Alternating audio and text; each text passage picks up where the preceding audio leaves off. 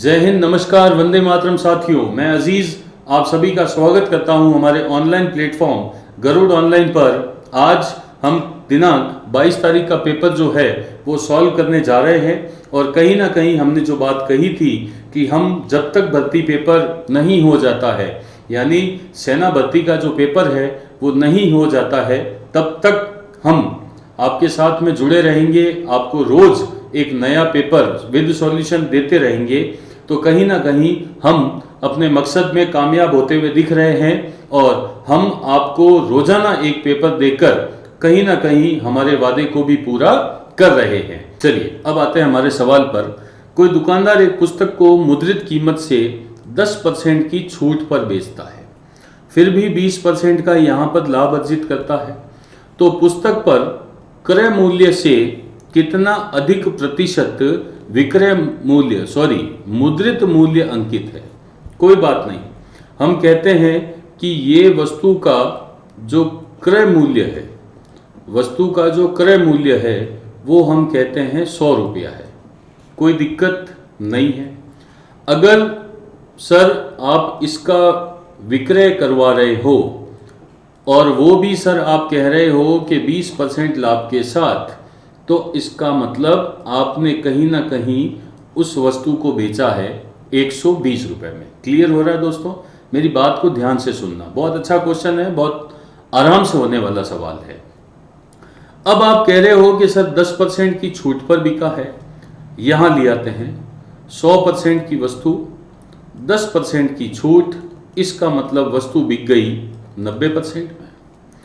वस्तु परसेंट में 90 में बिक गई सर, लेकिन रुपयों में कितने में बिक गई? 120। तो 120 बटे में आपका 90 गुणे में आपका 100। कोई दिक्कत? जीरो से आपका जीरो ये कट गया आपका 3 से 3 बार, 3 से आपका 4 बार, आपके पास में हो गया 400 बटे में 3। उत्तर आ गया 133 1 बटे में 3। कोई डाउट? पहले था 100 का, अब हो गया 133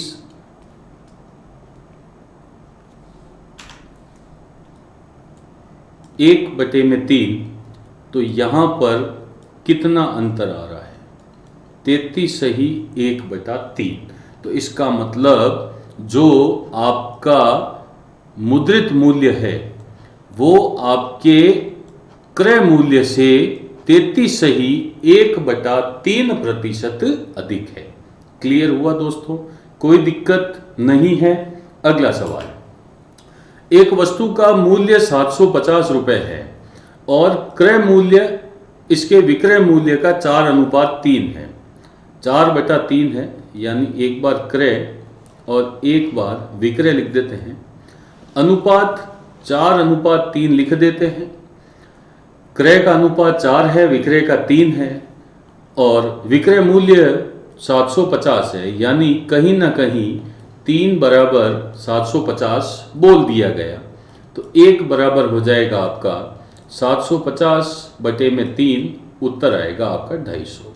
1 बराबर 250 हो गया, तो 250 इंटू 3 तो ये हो गया 750 और 250 इंटू 4 ये हो गया आपका 1000। कोई दिक्कत? इसका मतलब साफ पता चल गया कि खरीदा 1000 में, बेचा 750 में।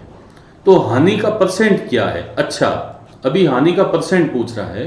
तो सर खरीदा था 1000 में, बेचा 750 में, रुपए कितने कम मिले? 250। किस पर कम मिले? तो हम कहेंगे 1000 रुपए के ऊपर कितने कम मिले? 250, और गुणा किसका हो जाएगा? 100 का। आपके 2 जीरो से 2 जीरो कट गए, जीरो से ये जीरो कट गया और आपको यहाँ पर 25% की हानि, यानी आंसर आपका डी जो है वो राइट हो जाएगा। बढ़े आगे दोस्तों। चलिए अब आते हैं हमारे अगले सवाल पर। रेलगाड़ी का सवाल है और दोस्तों अभी कुछ 1 या 2 दिन पहले ही रेलगाड़ी का एक नया जो पूरा का पूरा वीडियो है वो हमने दिया है और उसके अंदर बहुत अच्छी अच्छी बातें समझाई हुई है। तो एक बार उसको देख लेना। तो अगर वो आप देख लोगे तो ये रेलगाड़ी के सवाल जो छोटे मोटे आते हैं वो तो आएंगे ही नहीं, और अगले वीडियो के अंदर मैं अच्छे वाले सवाल भी उसके अंदर देने वाला हूँ। सवाल आ रहा है कि 1 किलोमीटर लंबी एक रेलगाड़ी, हमारी ट्रेन जो है, हमारी रेलगाड़ी जो है वो बहुत लंबी है, 1 किलोमीटर लंबी है। उसकी जो चाल है, यानी उसकी जो चाल है वो 60 किलोमीटर प्रति घंटा है। चलिए कोई दिक्कत नहीं है।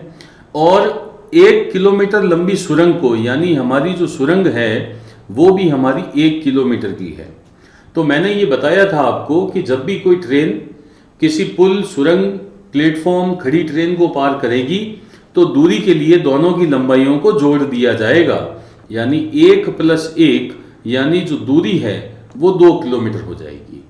तो आपकी दूरी है यहाँ पर 2 किलोमीटर, यहाँ पर 60 की आपकी चाल है और समय आपसे यहाँ पर पूछा है। अब समय क्या आएगा?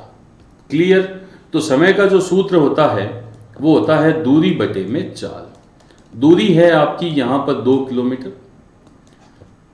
60 की आपकी चाल है और आंसर आएगा इसका 1/30 घंटा, यानी 30 घंटे में 1 या 1/30, जो आप बोलना चाहो, आपकी मर्जी। मिनट में इसको बदलने के लिए गुणा 60 का किया, यहाँ पर 2 बार कटा और ट्रेन को बाहर आने में सिर्फ 2 मिनट का समय लगेगा, जो आपका ऑप्शन नंबर ए राइट होगा। क्लियर? बढ़े आगे। अगला सवाल रीजनिंग का है कि रमेश सुरेश की अपेक्षा अधिक धनवान है तो है भैया, मैं क्या करूं? रमेश, तो ये मैं लिख देता हूं यहाँ पर रमेश, सिंपल है। सुरेश की अपेक्षा, सुरेश को यहाँ बना देते हैं। रमेश सुरेश की अपेक्षा, आप ये वो greater than, less than, greater than, equal to, इसमें मत फंस जाना, बिल्कुल सिंपल है। रमेश सुरेश की अपेक्षा अधिक धनवान है, बिल्कुल है, किंतु भुवन से गरीब है, यानी भुवन तो इसका भी बाप निकला, यानी भुवन इससे भी अमीर है, किंतु गरीब है। किशोर भुवन से अधिक धनवान है। अच्छा, किशोर भाई साहब इनसे भी ऊपर आ गए, किशोर इनसे भी है, तो सबसे निर्धन कौन है? तो सुरेश भैया आप सबसे निर्धन हो, यानी बी ऑप्शन जो है वो राइट होगा। अगला सवाल उत्तर आकृति, कौन सी उत्तर आकृति प्रश्न आकृति के पैटर्न को पूरा करेगी? ठीक है, इसको पूरा करने के लिए मुझे एक तो ये लाइन चाहिए, ये वाली लाइन तो यहाँ पे चाहिए, तो ये तो नहीं हो सकता, ये हो सकता है, ये भी नहीं हो सकता, ये भी नहीं हो सकता, ऑप्शन बी ही राइट होगा। आप देख लीजिएगा, ये लाइन भी यहाँ मिल रही है यहाँ पर, और ये जो पीछे यहाँ पंखुड़ी टाइप बना हुआ है ये डिजाइन, ये भी यहाँ मिल रहा है और कॉर्नर पे सेट है, तो बी ऑप्शन मेरा राइट हो जाएगा। अगला, 1000 में किस न्यूनतम पूर्णांक को जोड़ा जाए कि वह एक पूर्ण वर्ग बन जाए?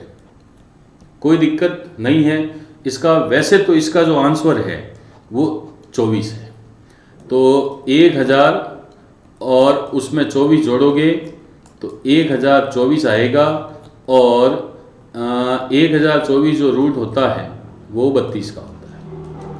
आप इसको मतलब 32 का वर्ग कह सकते हैं। क्लियर हुआ? लेकिन निकालेंगे कैसे? बात तो वो आ गई। तो पुराना वाला पैटर्न बताऊं? चलिए आज पुराने वाले पैटर्न पे बात करते हैं। 1000 जोड़े बना दिए, 3 3 9 1 3 इधर आया, इधर 6 उतरा, इधर 2 0 उतरे। 6 के आगे क्या लगाऊं मैं? तो 6 के आगे अगर मैं 2 लगाता हूं, यहाँ पे भी 2, तो यहाँ पे 124 होना चाहिए। तो सर 24 यहाँ पे कम पड़ रहा है। अगर मैं सर यहाँ पर मेरा 24 होता, यहाँ पर मेरा 24 होता, तो अभी तक मेरे पास में उत्तर 0 होता। तो सर 24 कम पड़ रहा है, तो अगर 24 कम पड़ रहा है तो आंसर सी राइट हो जाएगा। दोस्तों ये पेपर सॉल्यूशन है, इसके अंदर मैं पूरा विवरण नहीं समझा सकता, ठीक है ना, तो मैं थोड़ा सा आंसर यहाँ पर शॉर्ट में दूंगा। यदि आपको पूरा डिस्क्रिप्शन के साथ में समझना है तो फिर आप हमारे जो या तो वीडियोज़ हैं उनको देखिए, या फिर हमारी जो ऑफलाइन क्लास है आप उसे ज्वाइन कीजिए। गणित के पूरे वर्ष के बैच जो हैं वो हमारे यहाँ पर चलते रहते हैं। एक पूरे वर्ष की जो फीस है वो हमारी 5,000 रुपये है। यानी यदि आप आज एडमिशन लेते हैं तो आप अगले अक्टूबर 22 तक आप हमारे विद्यार्थी हैं। गणित के सारे बैच चलेंगे, उसके अंदर सभी तरह की गणित होगी। उसकी जो फीस है वो केवल 5,000 रुपये 1 साल की फीस है। तो आप उस 1 साल के अंदर आपका कोर्स 2 बार 3 बार 4 बार जितनी बार भी होगा, रिवीजन टेस्ट वगैरह जो भी हैं वो सब उसके अंदर शामिल हैं। क्लियर? तो हमारा कोई बड़ा वो मतलब पैटर्न नहीं है, कोई बड़ी फीसें हम नहीं रखते हैं। हमारा हमेशा जो यहाँ पर पैकेज रहता है वो विद्यार्थी हित में रहता है।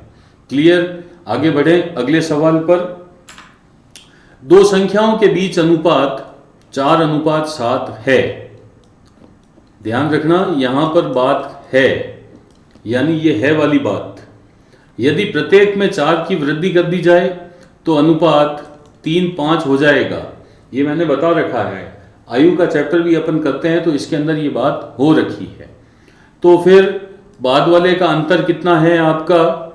2 वज्र गुणा 7 21, 5 का 20, 1 × 4 आपका मान आया 8, 8 का 4 से गुणा हुआ 32, 8 का 7 से गुणा हुआ 56। क्लियर? इसने पूछा बड़ी संख्या क्या है, मैंने कहा बड़ी संख्या 56 है।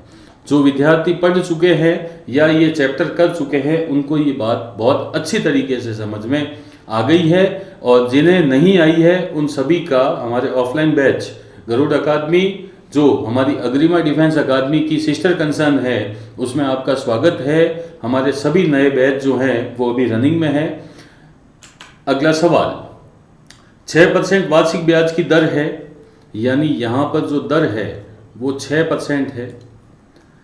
10 वर्षों में, यानी जो समय है वो 10 वर्ष है। 120 रुपये साधारण ब्याज, यानी जो ब्याज है वो 120 रुपये है। तो मूलधन आपको निकालना है। बहुत ही सिंपल सा सवाल है। मूलधन का सूत्र ब्याज गुणे में 100 बटे में दर इनटू समय। समय है आपका 10 वर्ष। कोई दिक्कत? 0 से 0 गया, 6 से 12 2 बार गया, आपका सिंपल सा आंसर आएगा 200, जो कि आपका ऑप्शन नंबर डी है। अगला सवाल हम करते हैं, बहुत ही बढ़िया सवाल है, ऊपर ही कर देते हैं। 16.02 का गुणा 0.001 से, तो 1 से गुणा होगा तो इसके मान पर कोई प्रभाव तो पड़ेगा ही नहीं। 1602 तो पूरा ही रहेगा। पॉइंट वाला खेल खेलते हैं। पॉइंट के बाद 3 संख्या, पॉइंट के बाद 2 संख्या, तो मुझे पॉइंट के बाद 5 संख्या चाहिए। 4 आ रखी है, 1 और लगाई पॉइंट, और आंसर हो जाएगा 0.01602। ये आंसर, और हमारा बी ऑप्शन जो है वो राइट होगा। अगला सवाल है, साझेदार ए, साझेदार बी, साझेदार सी, एक 3800 रुपये, एक 4000 रुपये और एक 4200 रुपये निवेश करते हैं, और लाभ जो हो रहा है वो 1800 रुपये का हो रहा है। ठीक है, लाभ 1800 रुपये का हो रहा है। अब बात करते हैं कि बी को कितना मिलेगा। तो सबसे पहले जो रुपए लगाए हैं उन रुपए को आप अनुपात में बदल दीजिए। 2 से काटा 19 बार, 2 से काटा 20 बार और 2 से काटा 21 बार। मेरे हिसाब से आगे नहीं कट रहे हैं, तो 21 और 19 हो गए 40, 40 और 20 हो गए आपके 60, 60 बराबर हो गया आपका यहाँ पर 1800। 0 से 0 कट गया, 6 बराबर 180 और 1 बराबर हो गया 180 बटे में 6 यानी 30। कोई दिक्कत ही नहीं। बी को यहाँ पर 20 भाग मिल रहा है, तो 30 गुणे में 20, 3 दूनी 6, डबल 0, यानी 20 को यहाँ पर लाभ मिलेगा 600 रुपये का। कोई डाउट? चलिए आते हैं अगले सवाल पर। 80 गाय है, बिल्कुल। 30 गट्ठर है, 30 गट्ठर को खाना काम है, 9 दिन में खाती है, बिल्कुल खाती है। 120 गायें, 120 गायें, 150 गट्ठर, 150 गट्ठर कितने दिनों में खाएगी? कहीं ना कहीं दिनों की बात हो रही है। क्लियर?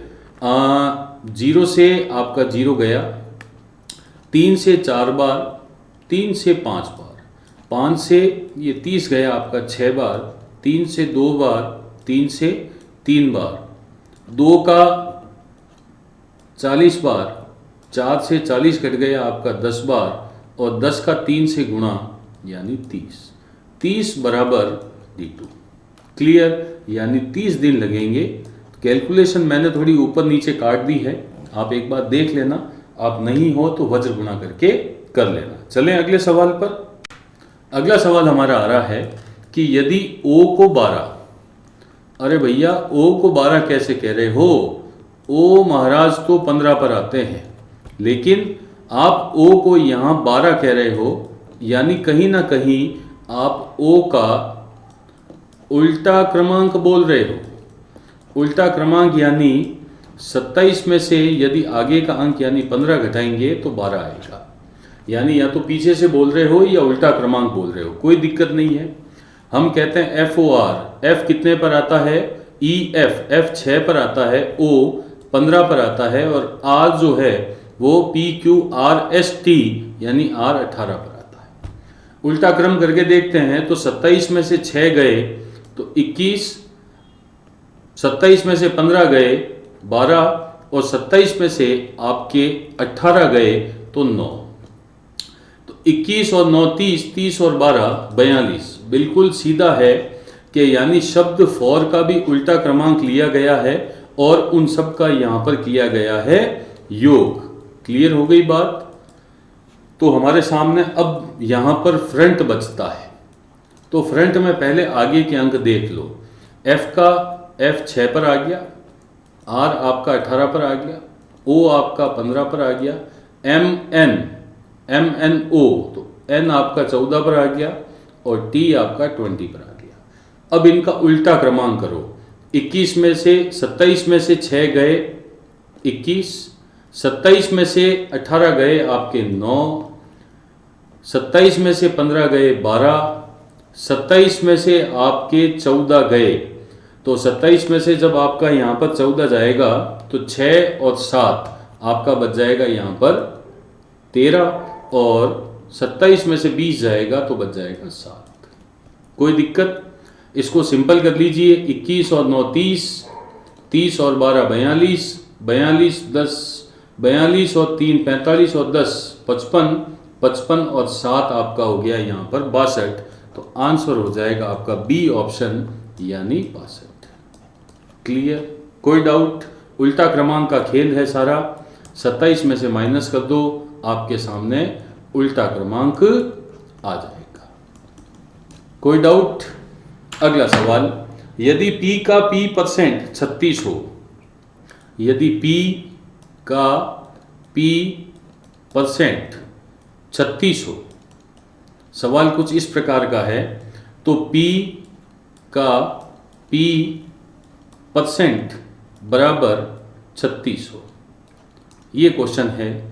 तो ये P का P से गुणा हुआ P² और ये हो गया आपका 3600। स्क्वायर हटा, रूट चढ़ा, आपका आएगा 60। इसने कहा कि P क्या है, तो मैंने कहा कि P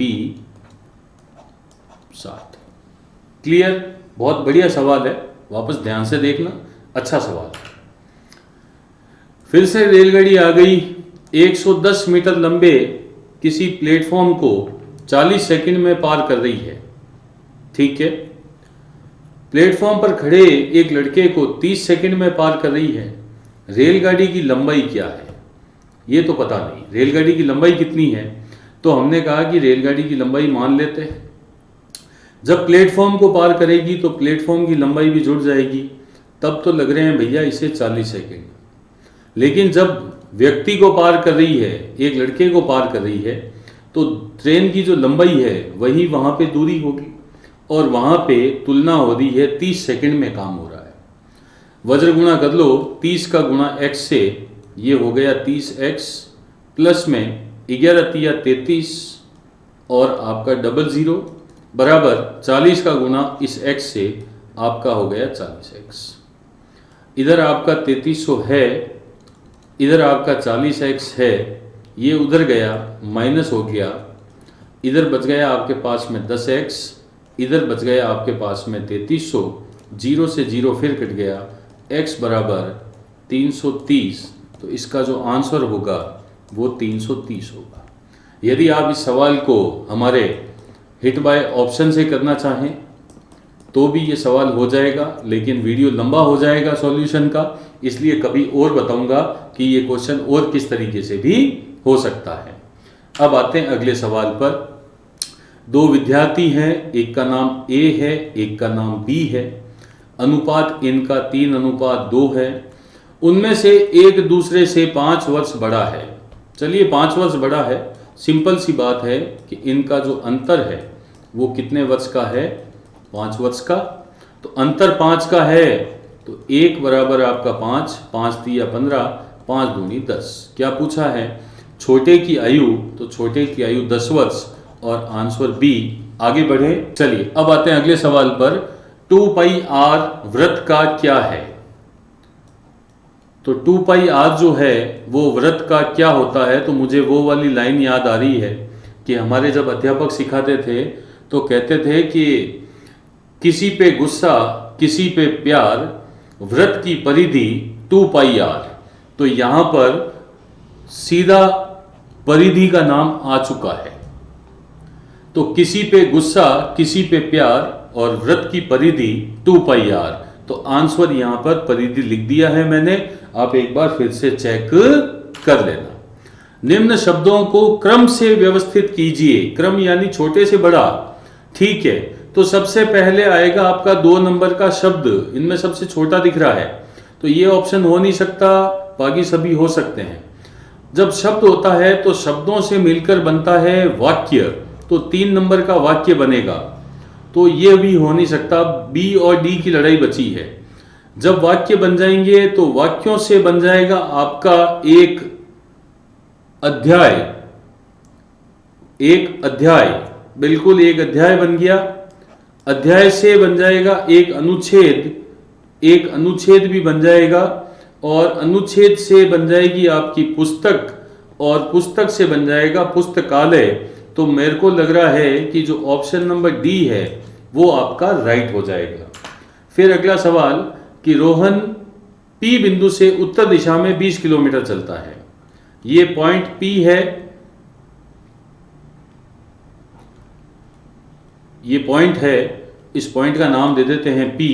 यहां से उत्तर दिशा में ये 20 किलोमीटर चलवा दिया आपने, फिर दाएं मुड़ गया, दाएं मुड़कर 10 चलवा दिया, फिर दाएं मुड़कर 20 चलवा दिया, फिर दाएं मुड़ गया और 20 चल गया, ठीक है भैया। और बिंदु क्यू पर पहुंचता है। रोहन का मुख किस दिशा में है, बहुत सिंपल सवाल है सर, दक्षिण दिशा में। अगला सवाल कि ए बी सी को यदि डी ई एफ, तो ए बी सी, डी छोड़ दिया, डी ई एफ, यानी ये तो लगातार वाली बात हो गई। तो ए बी सी को डी ई एफ लिखा जाता है, तो एक्स वाई जेड को क्या लिखा जाएगा, तो एक्स वाई जेड को वापस ए बी सी लिखा जाएगा, कोई दिक्कत वाली बात ही नहीं है। चलिए अगला सवाल आ रहा है ब्लड रिलेशन का। एक पुरुष का परिचय करवाते हुए एक महिला कहती है कि इनकी पत्नी, यानी ये जो पुरुष भाई साहब हैं, इनकी जो पत्नी है, ये पत्नी है, मेरे पिता की इकलौती पुत्री है। यानी ये जो औरत है ये अपने पिता की इकलौती पुत्री है, यानी ये खुद की बात ही कर रही है। तो वह व्यक्ति उस महिला का क्या लगता है, बहुत सिंपल सी बात है कि पतिदेव लगता है। तो आंसर हो जाएगा यहां पर सी। तो दोस्तों ये था आज का पेपर। आशा करता हूं कि आपको ये पेपर पूरा समझ में आ गया होगा। हम हमारे वादे पर कायम हैं, और जब तक भर्ती परीक्षा नहीं हो जाती है, लिखित परीक्षा नहीं हो जाती है, तब तक हम दैनिक रूप से आपके साथ में जुड़े रहेंगे। चाहे माध्यम कोई भी हो, हम आपके लिए हमेशा हाजिर हैं और हम आपका दामन नहीं छोड़ेंगे। हम आपकी तैयारी को रोज नई धार देंगे, और आपसे फिर से गुजारिश है कि कृपया पढ़ाई ना छोड़ें। गांव में जा रहे हैं बच्चे, कई लोग मैं देख रहा हूं, गांव जाकर बिल्कुल मैं मानता हूं कि आपका मूड जो है वो थोड़ा बहुत ऊपर नीचे हो गया है, ये बात बिल्कुल सही है, इसमें कोई दो राय नहीं है। लेकिन फिर भी मेरी आपसे यही जो प्रार्थना है वो यही है कि आप चाहे गांव रहें, चाहे सिटी में रहें, चाहे कोचिंग में रहें, आप जहाँ पर भी रहें अपनी तैयारी को जारी रखें, क्योंकि परीक्षा होगी और फिर अचानक से डेट आ जाएगी और आप लोग जो हैं वापस अपने कोर्स को भूल चुके होंगे। तो परीक्षा के लिए हमेशा तैयार रहिए और दैनिक कम से कम, ज़्यादा नहीं हो तो 3 से 4 घंटे का दैनिक अभ्यास करते रहिए। क्लियर? और यदि आपका कोई दोस्त है जिसके पास में अभी तक हमारा चैनल नहीं पहुंच पाया है, उसको आप भेज दीजिए ताकि वो भी दैनिक रूप से हमारे पेपर के साथ में जुड़ जाए। इसी आशा के साथ में कल फिर मिलेंगे। तब तक के लिए जय हिंद, जय भारत। जय हिंद साथियों, आइए साइंस के क्वेश्चन स्टार्ट करते हैं। फर्स्ट क्वेश्चन, महासागर में डूबी हुई वस्तुओं, महासागर में जो वस्तुएं डूबी हुई है उनकी स्थिति जानने के लिए किस यंत्र का प्रयोग किया जाता है? तो महासागर में जो डूबी हुई वस्तुएं हैं उनका जो पता लगाते हैं वो सोनार किरणों के माध्यम से पता लगाया जाता है। और जो नौ संचालक होते हैं वो भी सबसे ज़्यादा जो यूज़ में लेते हैं वो सोनार किरणों का प्रयोग करते हैं। ठीक है। नेक्स्ट क्वेश्चन, रॉकेट किस सिद्धांत पर कार्य करता है? जो रॉकेट है, रॉकेट किस सिद्धांत पर कार्य करता है? तो यहाँ पे न्यूटन का प्रथम नियम, सेकंड या तृतीय नियम, या फिर आर्किमिडीज का नियम। आर्किमिडीज तो आपको पता है कि जल के अंदर जो होता है वहाँ पे कार्य करता है, तो ये तो होना ही नहीं है। तो न्यूटन का प्रथम नियम, द्वितीय या तृतीय नियम। तो जो रॉकेट में है वो आपके तृतीय नियम प्रयोग में होता है और तृतीय नियम को बोलते हैं क्रिया प्रतिक्रिया का नियम। और आप सभी को पता है जब रॉकेट ऊपर की ओर जाता है तो उसकी जो गैसें है वो नीचे की साइड में निकलती है, तो क्रिया प्रतिक्रिया का नियम लगता है। तीसरा नियम। अगला क्वेश्चन, किसी वस्तु के पृथ्वी की ओर गिरने पर, किसी वस्तु के पृथ्वी की ओर गिरने पर उसकी स्थितिज ऊर्जा बढ़ेगी, घटेगी या स्थिर रहेगी, या फिर कभी बढ़ेगी या कभी घटेगी? आप सभी को पता है कि जो स्थितिज ऊर्जा है, जब वस्तु स्थिर अवस्था में है तो उसमें भरी जाती है, और जैसे जैसे वस्तु गतिमान अवस्था में हो जाती है, गतिशील, तो उसकी गतिज ऊर्जा बढ़ जाती है और स्थितिज ऊर्जा में क्या हो जाती है? कमी होना स्टार्ट हो जाती है। तो इसका जो राइट आंसर है कि स्थितिज ऊर्जा क्या होगी? घटेगी। ठीक है। बढ़ते हैं अगले क्वेश्चन की ओर। लोहे की कील, लोहे की कील पारे पर क्यों तैरती है जबकि जल में डूब जाती है? हम देखते हैं कि जो कील है पानी में डूब जाती है, लेकिन पारे पर क्या होती है? वो तैरती रहती है। क्यों? क्योंकि जो लोहे का घनत्व है वो जल से अधिक होता है और पारे से क्या होता है? कम होता है। इसीलिए जो लोहे की जो कील है वो पारे के ऊपर तो तैरती रहेगी और जल के अंदर क्या हो जाएगी? डूब जाएगी। नेक्स्ट क्वेश्चन, रासायनिक उद्योग में कौन सा तेजाब, रसायन उद्योग में कौन सा तेजाब का मूल रासायनिक नाम है? जो तेजाब है उसका मूल रासायनिक नाम क्या हो जाएगा? वो H2SO4, जिसे बोलते क्या है? सल्फ्यूरिक अम्ल, या फिर हमें उसको अम्लों का राजा भी बोलते हैं, king of acid. King of acid किसे कहा गया है? सल्फ्यूरिक अम्ल H2SO4। नेक्स्ट क्वेश्चन आपकी स्क्रीन पे, गैसीय समीकरण, गैसीय समीकरण क्या होता है? PV बराबर nRT। क्या होता है? PV बराबर nRT, ये होता है गैसीय समीकरण। और इसमें जो ये आपके R के बारे में पूछा हुआ है कि ये R है वो किसकी वैल्यू को प्रदर्शित करता है? तो जो R है वो 1 मोल गैस को प्रदर्शित करता है। किसको? 1 मोल गैस को प्रदर्शित करता है ये R। नेक्स्ट क्वेश्चन, हेलोजन परिवार। हेलोजन परिवार आप सभी को पता है जो वर्ग नंबर 17 के तत्व होते हैं, वर्ग नंबर 17 के तत्वों को हेलोजन परिवार बोलते हैं। और हेलोजन परिवार की जो इलेक्ट्रॉन बंधुता है उसमें घटने का जो क्रम होता है वो क्या होता है? तो हेलोजन परिवार के जो तत्व होते हैं फ्लोरीन, क्लोरीन, ब्रोमीन, आयोडीन, ये होते हैं। और इनकी जो इलेक्ट्रॉन बंधुता घटने का क्रम होता है वो सबसे अधिक पहले इसका होता है, फिर इसका, फिर इसका और ये। तो आपका जो राइट आंसर ये हो जाएगा फ्लोरीन सबसे ज़्यादा, फिर क्लोरीन, फिर ब्रोमीन और फिर आयोडीन। ठीक है। नेक्स्ट क्वेश्चन, निम्नलिखित को सुमेलित कीजिए।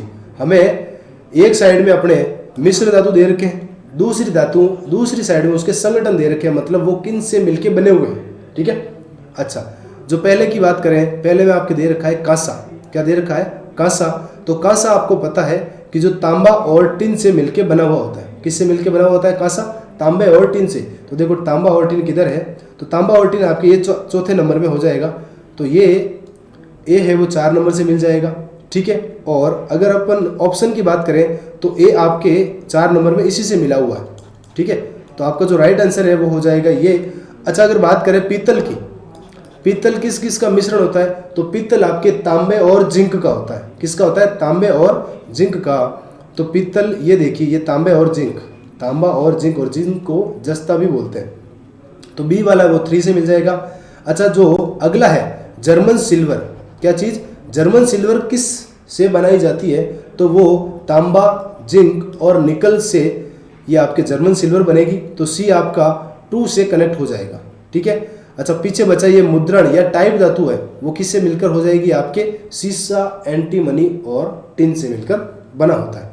नेक्स्ट क्वेश्चन, मानव शरीर के लिए किस अंग को, मानव शरीर के लिए किस अंग को लाल रक्त कणिकाओं का कब्रिस्तान कहा जाता है? लाल रक्त कणिकाओं को अगर शॉर्ट में बोले तो आरबीसी, और आरबीसी का जीवन काल होता है 120 दिन, और 120 दिन के बाद में ये वापस प्रतिदिन है वो 30 लाख आरबीसी मर जाती है। तो जो ये आरबीसी मरी हुई है वो आरबीसी कहाँ जाती है, या उनका जो कब्रिस्तान है वो कौन सा होता है? तो आरबीसी का जो कब्रिस्तान है वो हो जाएगा आपके प्लीहा। कौन सा हो जाएगा? प्लीहा हो जाएगा। नेक्स्ट क्वेश्चन, मिर्च की तीक्ष्णता, मिर्च तीखी होती है ना, हाँ, मिर्च की तीक्ष्णता का कारण पूछा है कि किसके कारण होता है? तो मिर्च की तीक्ष्णता का जो कारण है वो कैप्साइन हो जाएगा। किसके कारण?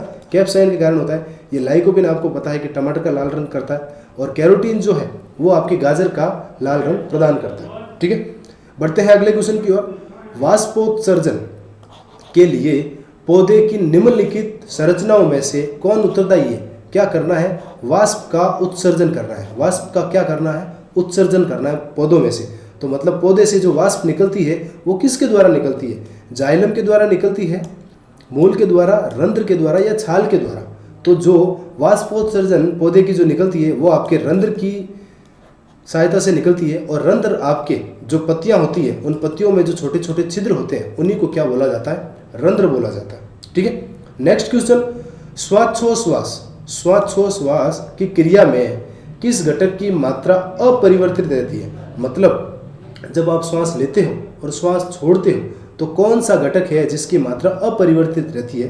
तो जब आप श्वास लेते हो, श्वास लेना, उसमें आप जो नाइट्रोजन है वो लगभग 78%, ऑक्सीजन आप 21% यूज में लेते हो, और कार्बन डाइऑक्साइड है वो 0.03%। अब आप श्वास को छोड़ना है तो उस केस में जो आपके नाइट्रोजन है वापस 78% वापस बाहर निकल जाती है, ऑक्सीजन 17% और कार्बन डाइऑक्साइड है वो 4% बाहर निकलती है। तो यहाँ पे ये जो नाइट्रोजन है इसकी मात्रा आप देख पा रहे होंगे कि अपरिवर्तित रहती है। तो इसका जो राइट आंसर है वो हो जाएगा सी ऑप्शन, नाइट्रोजन की मात्रा अपरिवर्तित रहती है।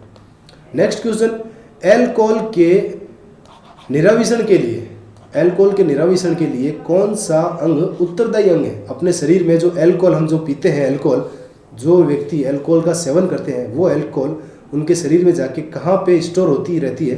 तो जो यकृत, या जिसे बोल सकते हैं अपन लीवर, वो आपके एल्कोहल का जो संग्रहण करता है वो यकृत के पास होता है। ठीक है। अगला क्वेश्चन, एक वयस्क स्वस्थ मनुष्य द्वारा एक दिन में उत्सर्जित मूत्र की मात्रा, मतलब एक दिन में कोई भी व्यक्ति जो स्वस्थ व्यक्ति है वो कितना मूत्र है वो उत्सर्जित करता है? तो वो आपके लगभग 1.5 लीटर मूत्र का उत्सर्जन करता है। ठीक है। अगला क्वेश्चन, मधुमेह रोग किस हार्मोन की कमी से होता है? मधुमेह रोग बोल दिया, या फिर बोल दिया डायबिटीज रोग। ये जो आपके है वो आपके इंसुलिन हार्मोन की कमी से होता है, और इंसुलिन हार्मोन आपके अग्नाशय में पाया जाता है। अग्नाशय का जो दूसरा नाम है वो पैनक्रियाज हो जाएगा, और अग्नाशय की जो खोज है वो आपके किसने की थी? लेगरहंस ने की थी। जय हिंद प्यारे विद्यार्थियों, मैं कलाल सर और मैं आपका हमारे इस YouTube चैनल पर हार्दिक स्वागत करता हूं। साथियों, अभी आपके एग्जाम की डेट पोस्टपोन हुई है लेकिन एग्जाम कैंसिल नहीं हुआ है, तो ये वो टाइम है कि आपको अपनी जो परीक्षा की जो तैयारी है उसको धार देना। ऐसे नहीं कि बिल्कुल निराश होकर बैठ जाओ, नहीं, अपन को पढ़ना है और जी जान से मेहनत करके पढ़ना है, तभी हम लोग इस पेपर को पास कर पाएंगे। और इस मेहनत में हम और हमारी टीम आपके पूरी साथ में है। ठीक साथियों, चलिए ज़्यादा आपसे मैं बात नहीं करूँगा, सवाल करते हैं अपन। ये रहा पहला सवाल, टोक्यो पैरा ओलंपिक में 2 पदक जीतने वाली भारत की पहली महिला कौन है? साथियों, option number A Avani Lekhara. ये भारत की पहली महिला है जिसने टोक्यो ओलंपिक में या किसी भी ओलंपिक में पैरा ओलंपिक में 2 पदक जीती है, अवनी लेखरा। इसका जो गेम है वो है शूटिंग। शूटिंग के अंदर ये 10 metre air rifle, 10 metre air rifle में जीतती है गोल्ड पदक, और 50 मीटर एयर राइफल में जीतती है सिल्वर पदक, सिल्वर पदक। ठीक है, और ये जो महिला खिलाड़ी है ये है जयपुर की, जयपुर राजस्थान की। ठीक साथियों, भवानी, ये भवीना बेन पटेल, ये भी टोक्यो पैरालंपिक में पदक जीतती है, रजत। इनका खेल है टेबल टेनिस, टीटी में लिखा शॉर्ट में टेबल टेनिस। ठीक है, और ये है गुजरात की लेडीज महिला खिलाड़ी। ठीक साथियों, पीवी सिंधु, ये भी अपने आप में एक बहुत बड़ा नाम है। ये जीती है टोक्यो ओलंपिक में लगातार 2 पदक। एक जीती है 2016 रियो ओलंपिक के अंदर, और एक ये जीती है 2020 या 21 टोक्यो ओलंपिक के अंदर। ठीक साथियों, चलिए नेक्स्ट सवाल देखते हैं। 2019 का ज्ञानपीठ पुरस्कार किसे मिलता है? मोस्ट इंपोर्टेंट सवाल। तो साथियों, इसका जवाब होगा ऑप्शन नंबर सी, अक्कित्तम अच्युतन नंबूथरी। ये वो शख्स है, इनको मिलता है 2019 का ज्ञानपीठ पुरस्कार। ज्ञानपीठ पुरस्कार क्या होता है? यह भारत का साहित्य का सबसे बड़ा पुरस्कार है। ठीक साथियों, श्री शंकर गुरु ये पहला व्यक्ति है जिनको मिलता है ज्ञानपीठ पुरस्कार। आशापूर्णा देवी ये पहली भारतीय महिला है जो ज्ञानपीठ पुरस्कार जीतती है। मैंने पूछा आपसे वर्तमान में ऑप्शन नंबर सी। ठीक साथियों, चलिए बढ़ते अगले सवाल की तरफ। अगला सवाल है, भारत के पहले रक्षा मंत्री कौन है? Defence minister. तो साथियों, भारत के पहले रक्षा मंत्री है सरदार बलदेव सिंह। जॉन मथई भारत के पहले रेल मंत्री, और ये आर षणमुगम चेट्टी ये भारत के पहले वित्त मंत्री, फाइनेंस मिनिस्टर। और पंडित नेहरू आप जानते ही हो, भारत के पहले प्रधानमंत्री। चलिए आगे बढ़ते हैं। फ्रांस की मुद्रा क्या है? साथियों, मैंने आपसे यहाँ फ्रांस की मुद्रा पूछी है। तो साथियों, फ्रांस की मुद्रा है फ्रैंक। फ्रैंक फ्रांस की मुद्रा। युआन ये अपने चीन की मुद्रा। ठीक है, चलिए नेक्स्ट सवाल देखते हैं। इजराइल की राजधानी क्या है? तो साथियों, इजराइल की राजधानी है यरूशलेम। ऑप्शन बी यरूशलेम। टोक्यो जापान की राजधानी। ठीक है, आगे बढ़ते हैं। सशस्त्र झंडा दिवस कब मनाया जाता है? 7 दिसंबर। 7 दिसंबर को मनाता है सशस्त्र झंडा दिवस। 4 दिसंबर को नौसेना दिवस, नेवी डे। ठीक है, चलिए आगे बढ़ते हैं। चौधरी चरण सिंह के समाधि स्थल का क्या नाम है? तो साथियों, चौधरी चरण सिंह के समाधि स्थल का नाम है किसान घाट। ऑप्शन बी किसान घाट। चैत्य भूमि डॉक्टर बी आर अम्बेडकर यानी भीमराव अम्बेडकर। शांतिवन पंडित नेहरू का। ठीक है, चलिए आगे बढ़ते हैं। दक्षिण का कश्मीर किस शहर को कहते हैं? तो साथियों, दक्षिण कश्मीर है केरल, इसको बोलते हैं दक्षिण का कश्मीर। बेंगलुरु साइंस सिटी भारत की सिलिकॉन सिटी, भारत की गार्डन सिटी, यह है बेंगलोर का अन्य नाम। जयपुर पिंक सिटी या भारत का पेरिस जयपुर। चलिए आगे बढ़ते हैं। फ्रांस की संसद का नाम क्या है? तो साथियों, फ्रांस की संसद का नाम है नेशनल असेंबली। फ्रांस की संसद है नेशनल असेंबली। ठीक है, नेक्स्ट सवाल देखते हैं। जिम्बाब्वे का राष्ट्रीय प्रतीक है? तो साथियों, जिम्बाब्वे का राष्ट्रीय प्रतीक है चिड़िया। ऑप्शन नंबर ए चिड़िया। शेर कहाँ का है? शेर नॉर्वे का है। शेर नॉर्वे का भी है और ये श्रीलंका का भी है। चलिए नेक्स्ट सवाल देखते हैं। विश्व की प्रथम महिला जो एवरेस्ट पर चढ़ी, Junko Tabei. Option number B, ये वो महिला है जिसने सबसे पहले एवरेस्ट पर चढ़ाई करी, और ये महिला है जापान की। ठीक साथियों, नेक्स्ट सवाल देखते हैं। दक्षिणी ध्रुव पर पहुंचने वाला प्रथम व्यक्ति कौन था? Option number A Ronald Amundsen. ये वो शख्स है जिसने दक्षिण ध्रुव पर सबसे पहले पहुंचा। ठीक है, नेक्स्ट सवाल देखते हैं। विश्व का सबसे छोटा पक्षी हमिंग बर्ड। ऑप्शन ए शत्रुमुख, ये विश्व का सबसे बड़ा पक्षी है। ठीक है, नेक्स्ट सवाल। विश्व का सबसे बड़ा द्वीप समूह इंडोनेशिया। विश्व का सबसे बड़ा द्वीप समूह है इंडोनेशिया। अगर मैं आपसे पूछूं विश्व का सबसे बड़ा द्वीप, तो वह है माजुली द्वीप, असम में अपने भारत के अंदर। ठीक है ना, लेकिन मैंने आपसे यह पूछा सबसे बड़ा द्वीप समूह, यह नाम आएगा इंडोनेशिया का। चलिए नेक्स्ट सवाल और आखिरी सवाल है अपने श्रृंखला का। विश्व का सबसे ऊंचा या ऊंची सड़क, विश्व की सबसे ऊंची सड़क।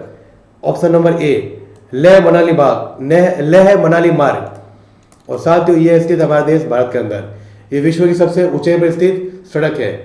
ठीक साथियों, ये था मेरे द्वारा पेपर सोल्यूशन। उम्मीद करता हूँ आपको अच्छा लगा तो लाइक करना, शेयर करना, सब्सक्राइब करना। जय हिंद। मिलते हैं अपने अगले वीडियो में।